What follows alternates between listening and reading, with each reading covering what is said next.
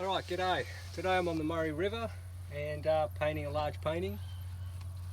Got a great view of the river, cliff face view, almost no clouds, so that's how I'll be able to hopefully paint something as big as this. Alright, here we go, dark.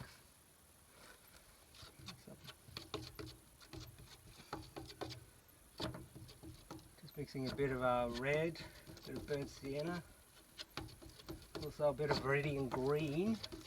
Just want to get some dark into these corners here.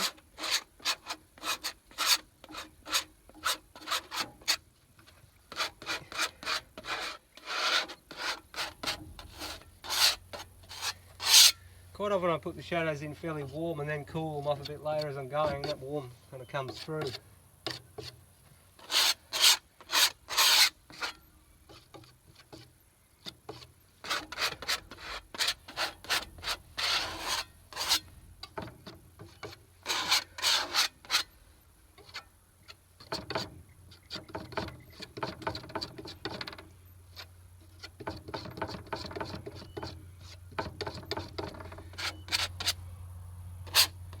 I've just gone off, I put a bit of white in that now just to lighten it a little bit.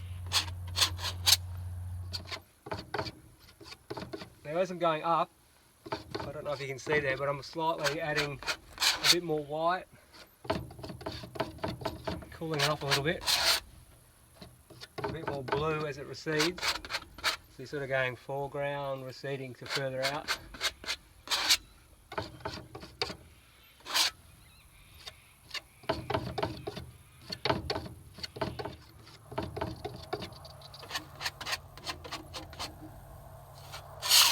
Oops. Pardon me. Now, I'm getting to those distant cliffs, and with those distant cliffs, they're quite toned off.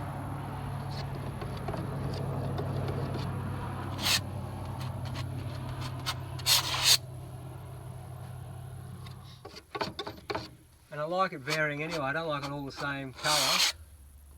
It's pretty much the same block tone, but there's subtle colour variance within those tones.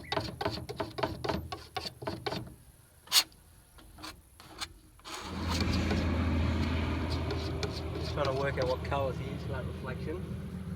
Definitely has yellow ochre. Bit of orange, maybe burnt sienna, I'll just try it. Bit more burnt sienna on it. Tiny bit of white.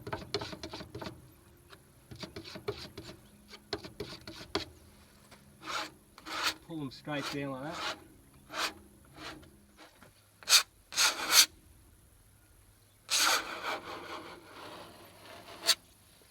Now I may put it on in a big long stroke like this. Oops, too much magenta. Got a bit of yellow ochre with it, which gives it that nice sunlit effect. A bit more intensity.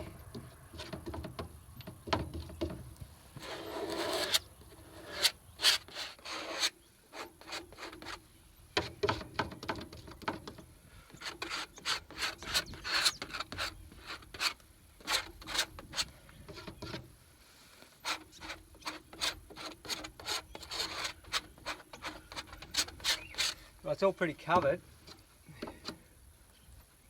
All pretty covered, so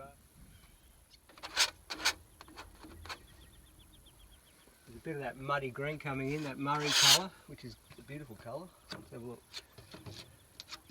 A real chocolatey brown if it really hasn't flowed for a while, and then it comes down in flood.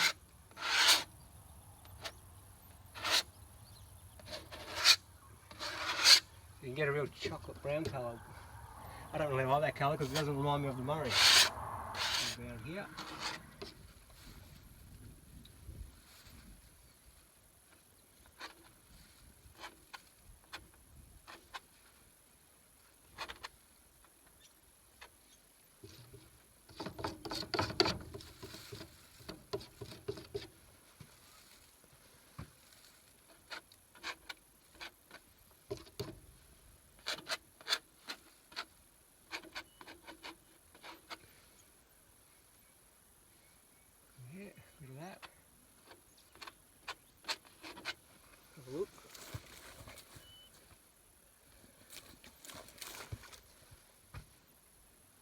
another one in, but it's a bit further away, so I've just killed the colour off a bit. Like that. Bit of a foliage in the way here, I can't see behind it. But still, I couldn't find a better spot than this. I've got a pretty good setup, pretty good location here.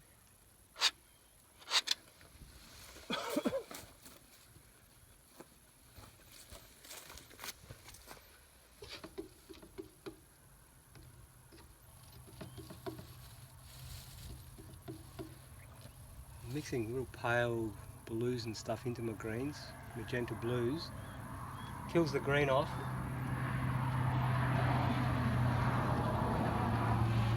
Magenta into a nice distant foliage.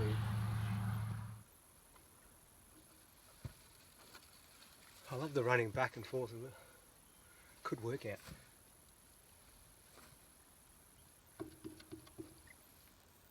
So I'm just putting the foliage on the trees there like that.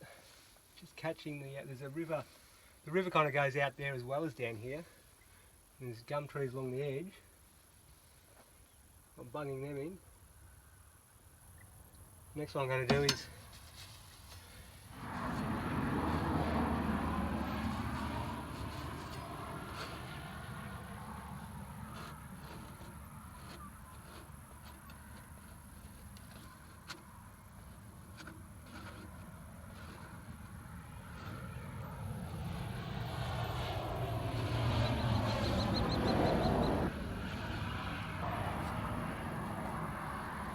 quite important the horizon line. Like, you don't want it to stand out too much, but you've got it's very subtle.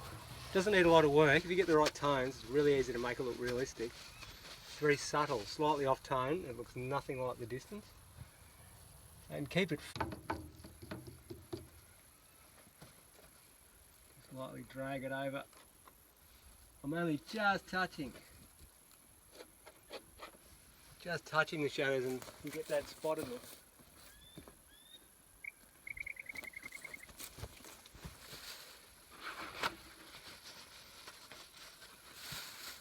I've got to get some more green. I've run out of green. Got bucket loads of other colours over there.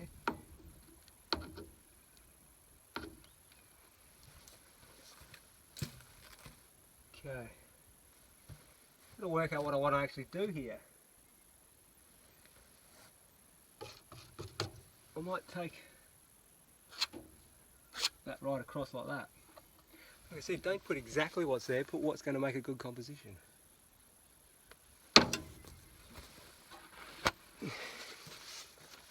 Because what's exactly there will be different in another 2 hours anyway, and you might as well go with whatever looks best.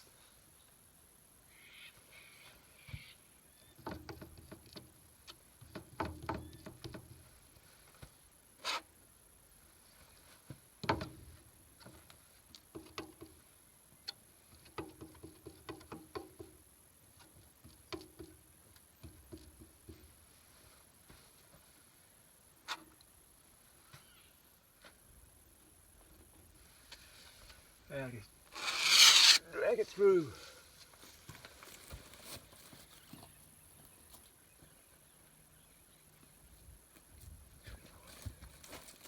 Okay.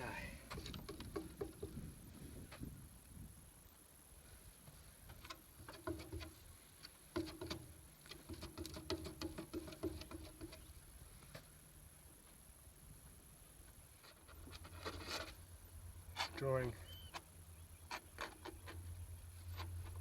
random trunks in.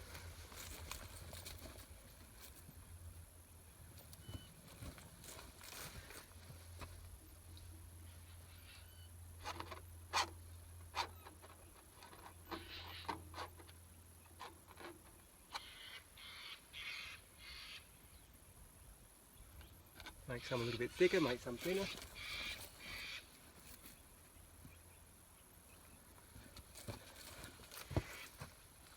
Just like nature, never quite repeating itself.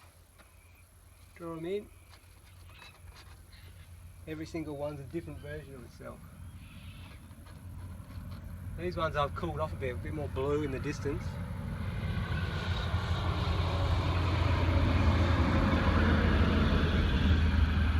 The white trunks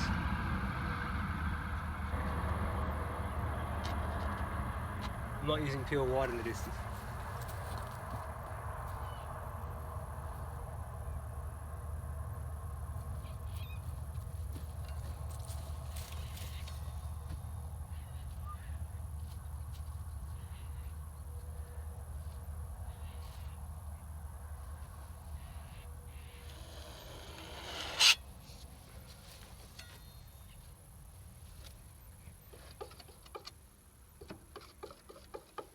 I'm liking that.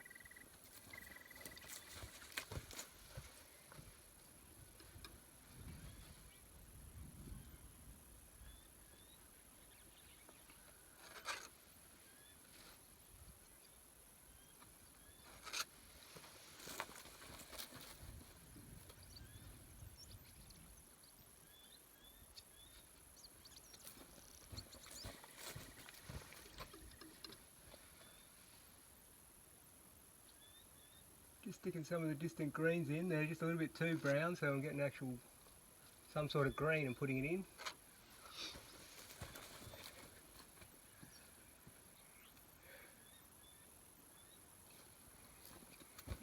I'm kind of liking those clouds that are coming. That's a good thing about painting. I didn't think I'd be painting any clouds today. The forecast was like, you're never going to see it.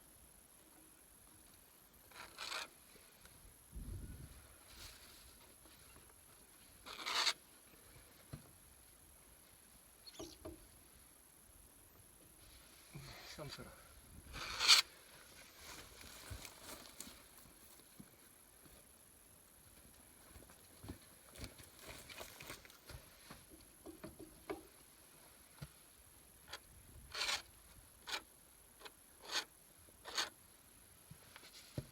Okay, now, like I said, oops, where's that camera gone? There it is. Yeah. Now what I'll do is go for a much cleaner white, just to bring some of it up a little bit.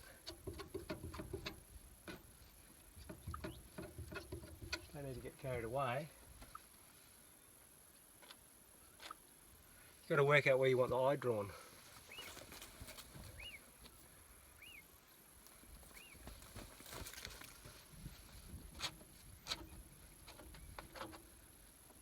Now put a real major one there, that's to draw your eye there.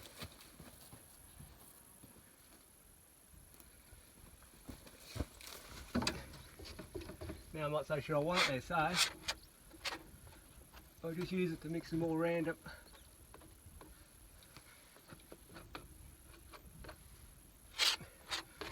Then I'll keep blending the sky so it's a bit more of a pure blue now. Let's have a look.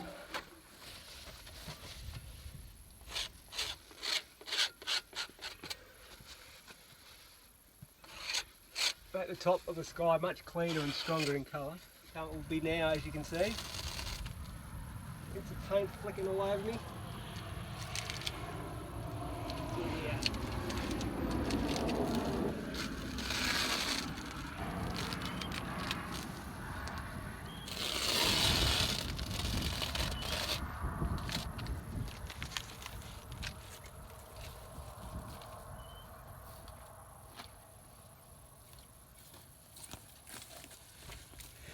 I don't know if you can see, but that has changed it dramatically. It looks more finished immediately. There's some really important areas in this picture because it's Impressionism. You've got to put where you want the eye led is where you put the detail and where you put the refinement. The edge of that cliff, where's my pointer?